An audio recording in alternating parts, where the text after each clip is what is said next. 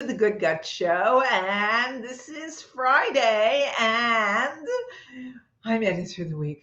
I actually did all 5 days, sometimes life, whatever. And the heel behind me is very bright, but bear with. I'm not going to turn around and fix it.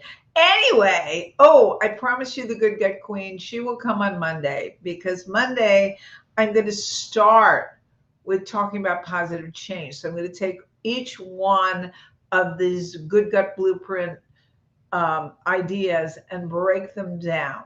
Okay, so that's what's happening on Monday. And if you want to read the article, I'm very proud of it. Go to my website, www.healyourhealthnow.com, and scroll down to the end of the page, and you'll see it right there. It's on the blogs. Okay, it's in Jill's blogs.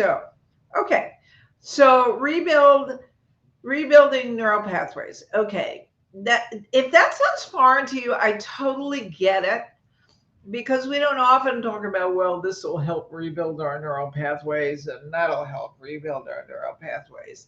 And really, but just get my thought here. We do most things unconsciously. We don't wake up every day having to relearn how to walk and talk and whatever, make coffee. We do that naturally, right? So because you building neural pathways between neurons, let me explain what that is in a second, because you don't have to. So what is a neuron? A neuron it's a nerve cell that specializes in transmitting information throughout the body and the brain. And neurons also store our thoughts and our thought patterns, which is walking and talking and other things that we do, through connections between them, which are the neural pathways. All right. So all of these connections and patterns form your unique behavior. If that's too complicated, just know that we have these neural pathways. They're for specific things that we do. We have a new neural pathway for every specific thing that we do, and it's really important to know this. And why? It's because we do the same things all the time. We're really creatures of habit as human beings. And I know I do the same things all the time too. And I'm one of those people who say, yes, try new things, but we're creatures of habit.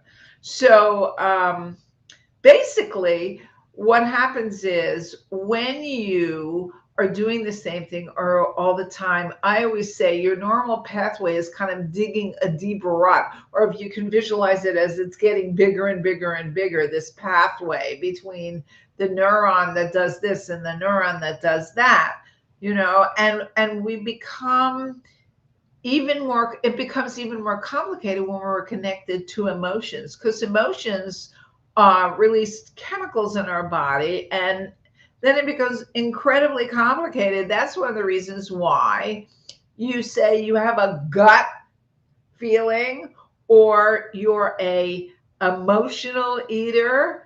Okay, when it's connected to emotion, it gets even more complicated and harder to change, right? So, I mean, I know there's one thing. I mean, I almost drowned when I was 2. I did. I looked in the water off a pier, and I don't know how, but I was in the water, and I was 2 years old, and I didn't know how to swim, obviously. I wasn't one of those, babies that learn how to swim. So this guy jumped in and pulled me out, and the way he pulled me out was by my wrists or by my hands. So I have been very, very uncomfortable and sometimes even upset. But when people have anything around my wrists, if you notice, I don't have a bunch of bracelets. I never had, but I can definitely do a Fitbit or some kind of bracelet for my exercise stuff, because I've learned that it's okay. You know what I mean? I've learned that it's okay. So that's basically what happened. I had to relearn it. Can you relearn? Can you rebuild neural pathways? Absolutely. You can absolutely do it. Otherwise, we'd never learn anything, right? Right? Um, there's been a lot of research about this, especially research from a psychological point of view. And, it's interesting when we rebuild the neural pathways, the old pathway dissolves away. And of course, if you've done lifestyle changes, you know what I mean. It's hard in the beginning because basically, especially when it's connected to emotions, because we're A, addicted to the chemicals that the emotions give off, and B, we've got such a deeply entrenched or such a big rope of a neural pathway. It's hard to overcome it, but you can, right?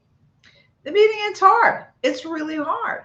But afterwards, have you ever done some kind of lifestyle change? You went, you don't even think about it anymore, right? And if you remember, things were always hard in the beginning. Walking and talking was hard. Walking and talking was hard. And it's interesting because these environmental, when we have these changes, when we make changes, they not only affect us down to a cellular level, they do affect us down to a cellular level. They affect our genes too, right? It's an almost revolutionary thought. My sister would disagree with me, that genetics only have a small influence on your health. Actually, it's about 30%. That's been researched too. Environmental changes, including those lifestyle changes that we're trying to make. So if you're trying to lose weight, that's a lifestyle change, environmental change. It not only can alter your DNA sequencing, more important, some choices don't change your DNA sequence, but rather cause a chain reaction that affects the functioning of one gene, then that affects the functioning of another gene, right?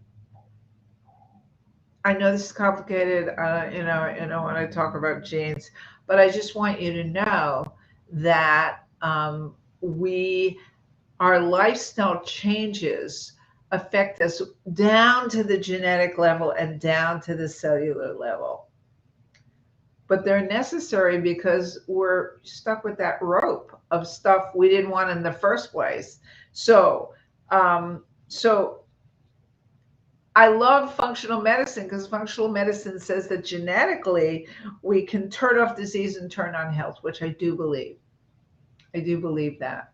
And basically, there's been a lot of research that shows that certain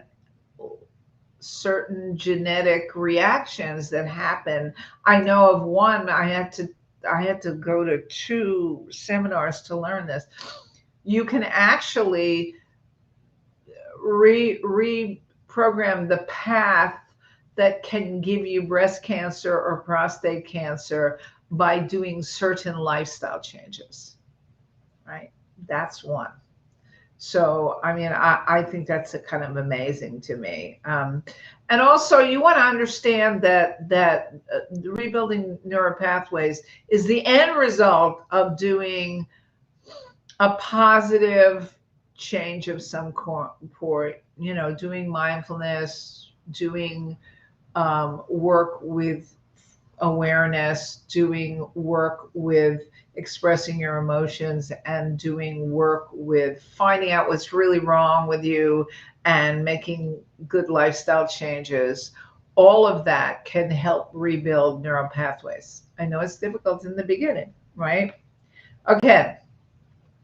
if you've looked at the pie and you've heard the series and it like is boggling your head, don't worry about it. I never intended you to dig deep into traumas or anything like that.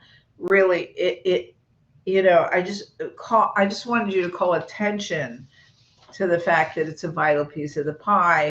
And if you look at what you can do, that you can set an intention or a goal to make positive change. You can start with some easy mindfulness exercises. You can clean out your pantry. You can embrace some new ideas, like getting to the root cause of what ails you. For example, if you're determined to heal your gut, set that intention. Then start with some mindfulness that will help you become aware of whatever in the moment feelings you have.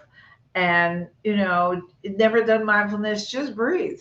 All right, breathe slowly. Then consider new ideas about health.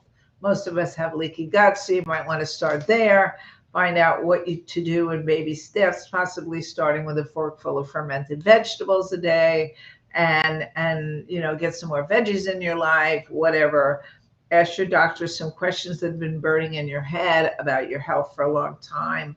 So the more you do these small steps, um, so I know my guru, my marketing guru, Kim Garth, says that small tweaks lead to big leaps. That's a nice way of thinking it too. But the more you do this, the more you will be building a new neural pathway that will serve you better than the old one that wasn't serving you at all. Okay? So next week, I'm going to start giving you some tools for positive change, including a new article, including some homework and tools to help you change. So have a wonderful weekend. Dietitian Jill signing off.